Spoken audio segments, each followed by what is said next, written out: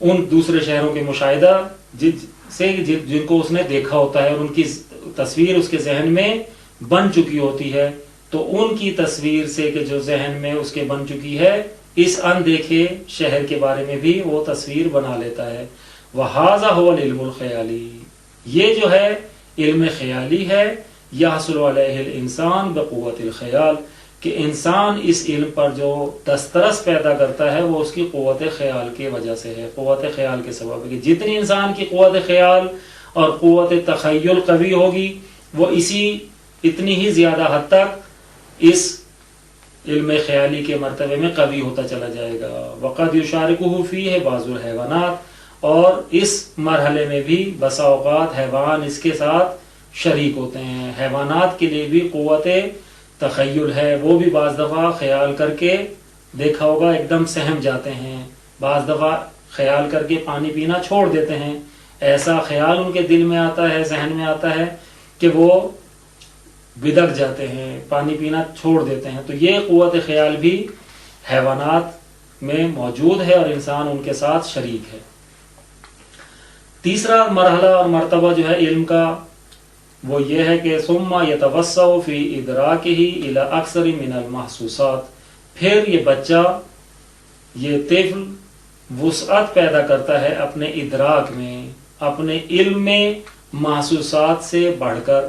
ابھی تک محسوسات کا مرحلہ تھا، محسوسات ہی کے نتیجے میں اس کی قوت خیال نے کام کر کے علم خیالی کو اس کے ذہن میں پیدا کیا تھا، لیکن اب محسوسات سے آگے بڑھ کر بیشتر قدم بڑھا کر وہ اپنے ادراکات میں وسعت پیدا کرتا ہے۔ فَيُدْرِكُ الْمَعَانِي الْجُزْئِيَّةَ، پس وہ بچہ معنی جزیہ کو بھی درک کرتا ہے۔ کیسے معنی جزیہ؟ الَّتِي لَا مَادَّةَ لَهَا وَلَا مِقْدَارٌ، ایسے معنی جزیہ جن کا نہ کوئی مادہ ہوتا ہے اور نہ کوئی ان کی مقدار ہی متعین ہوتی ہے، نہ ان کا کوئی مادہ ہے، مواد ہے کہ جس کو ہم تول سکیں، اور نہ ان کی مقدار ہے کہ جس کی ہم پیمائش کر سکیں۔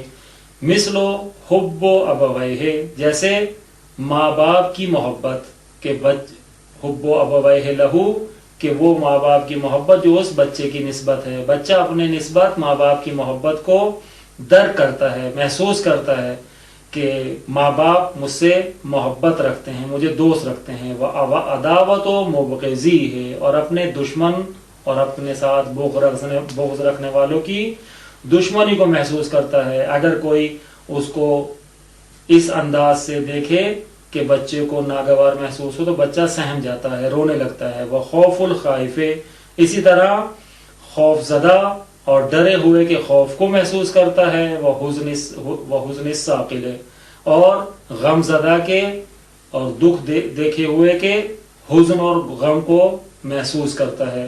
وَفَرْحِ الْمُسْتَبْشِرِ، اور وہ جو خوشحال ہے، مستبشر ہے، اس کی فرحت کو، اس کی خوشی کو بھی محسوس کرتا ہے۔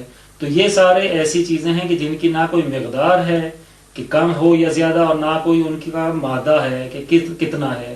وَهَذَا هُوَ الْعِلْمُ الْوَهْمِي، یہ جو علم کا مرتبہ ہے کہ جو معنی جزیہ پر مشتمل ہے، اس کو علم وہمی کہتے ہیں۔ یہ علم وہمی کہلاتا ہے۔ یحصل علیہ الانسان کغیرہ من الحیوانات بقوت الوہم، انسان اپنے علاوہ دوسرے حیوانات کی طرح اس مرحلے پر دسترس پیدا کرتا ہے اپنی قوت وہم کے ذریعے، کہ انسان اور دیگر حیوانات میں یہ قوت وہم بھی شریک اور موجود ہے، اور حیوان کی طرح انسان بھی اس قوت وہم کو رکھنے کے ساتھ جو ہے مختلف چیزوں کو، معنی جزیہ کو درک کرتا ہے۔ وَهِيَ هَذِهِ الْقُوَّةُ مَوْضِعُ افْتِرَاقِ الْإِنسَانِ عَنِ الْحَيْوَانِ، یہ مرحلہ ہے یہاں تک حیوان انسان کے ساتھ اور انسان حیوان کے ساتھ شریک تھے، لیکن یہاں سے جدائی کا مقام اور جدائی کا مرتبہ شروع ہوتا ہے۔ اس کے بعد سے حیوان یہیں پر اسٹاپ ہو جاتا ہے، رک جاتا ہے،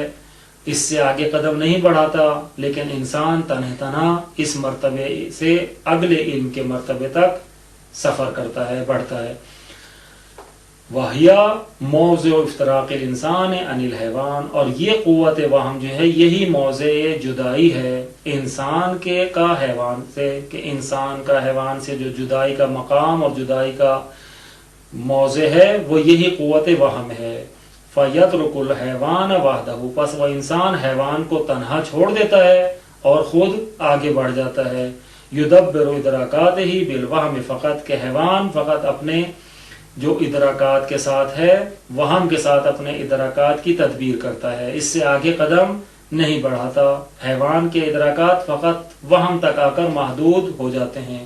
وَيَصْرِفُهَا بِمَا يَسْتَطِيعُ مِنْ هَذِهِ الْقُوَّةِ وَالْحَوْلِ الْمَحْدُودِ، اور وہ حیوان جو ہے اپنے ادراکات میں تصرف کرتا ہے اپنی اس صلاحیت اور طاقت کے ساتھ کہ جو اللہ تعالیٰ نے اس کو عطا کی ہے، جو صلاحیت اس کو دی ہے، اس قوت وہم سے اور محدود طاقت سے.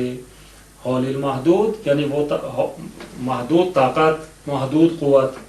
اس کے بعد انسان آگے سفر کرتا ہے اور انسان کا سفر علم جاری رہتا ہے اور حیوان یہیں پر آ کر ٹھہر جاتا ہے. نمبر 4 الرابع ثم يذهب هو الانسان في طريقه وحده متميزا عن الحيوان بقوة العقل والفکر.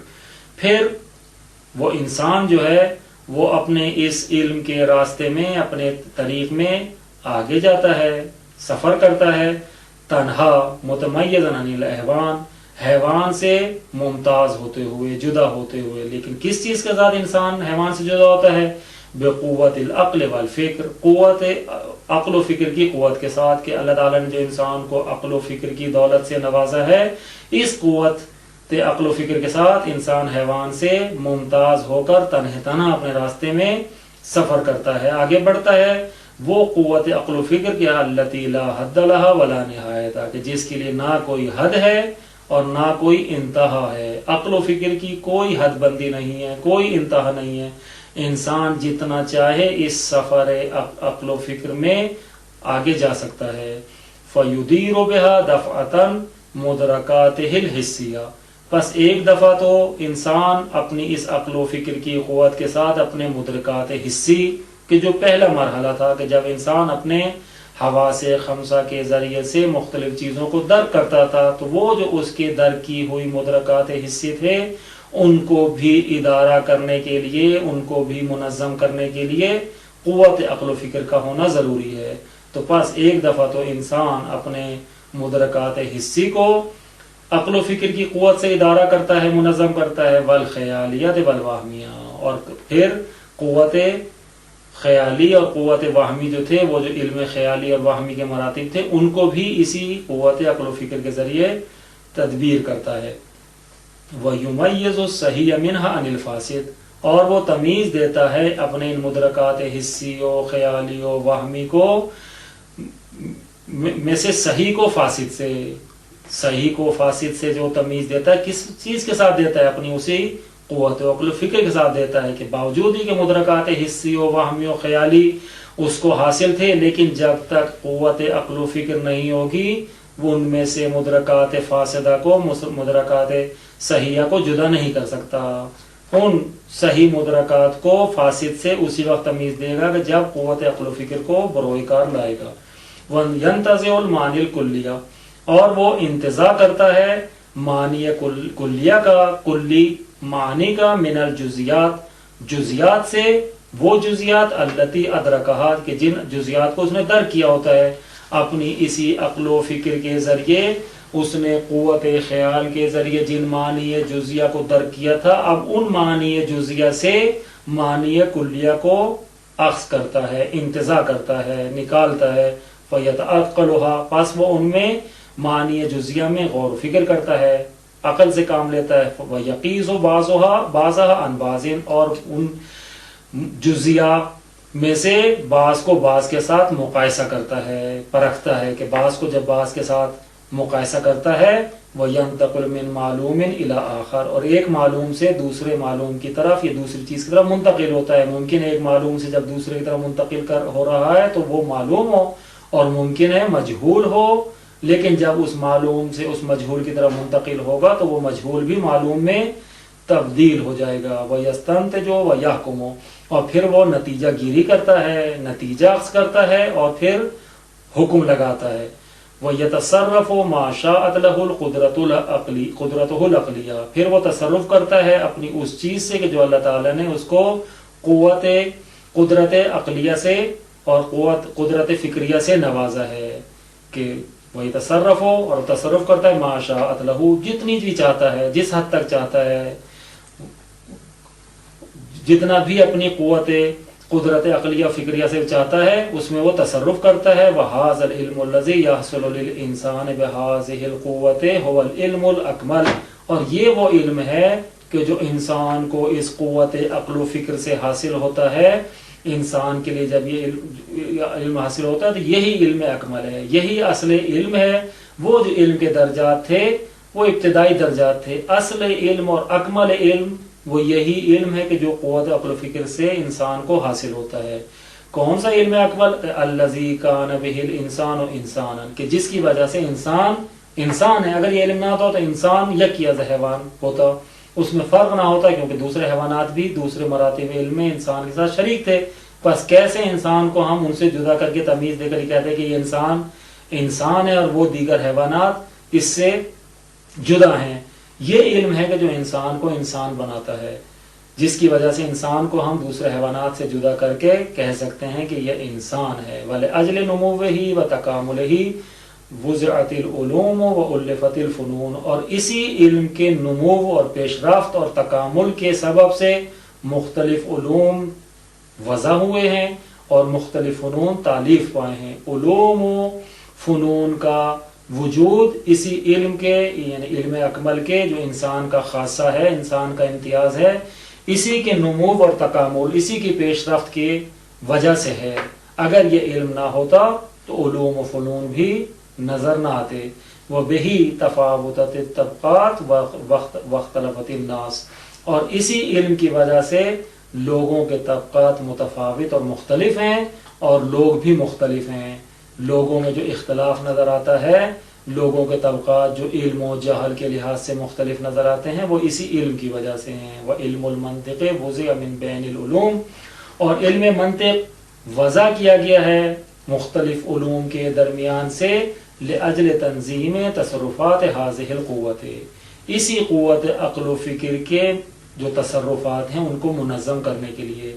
کہ علم منطق کا جو وضع کرنا ہے وہ اسی لیے ہے کہ انسان کو جو اللہ تعالیٰ نے قوت عقل و فکر سے نوازا ہے، اب جو اس قوت عقل و فکر کے تصرفات ہیں ان کو منظم کیا جائے۔ جب منظم کریں گے تو فکر کی تصحیح ہوگی، فکر کی اصلاح ہوگی۔ اگر منظم نہیں ہوں گے تو کبھی بھی جو ہے نتیجہ گیری صحیح نہیں ہو سکتی۔ خوف من تاثیر الوہم والخیال علیہا، اس خوف سے کہ کہیں وہم و خیال کا اثر نہ ہو جائے اس قوت پر یا اس قوت کے تصرفات پر۔ اس قوت کے تصرفات پر وہم و خیال کے تأثر سے بچنے کے لیے علم منطق کو وضع کیا گیا ہے، تاکہ علم منطق کی روشنی میں اس قوت کے جو تصرفات ہیں، قوت عقل و فکر کے، ان کو منظم کیا جائے۔ وَمِن ذِهَابِهَا فِي غَيْرِ الصِّرَاطِ الْمُسْتَقِيمِ لَهَا، اس خوف کی وجہ سے کہ کہیں یہ قوت عقل و فکر جو ہے سیدھے راستے سے کسی اور غلط راستے کی طرف نہ چلی جائے۔ غلط راستے کی طرف جانے سے، غیر صراط مستقیم کی طرف جانے سے بچنے کے لیے اس علم منطق کو وضع کیا گیا ہے، تاکہ علم منطق جو ہے اس قوت کے تصرفات کو منظم کرے۔ اللہم صلی علی محمد و آل محمد۔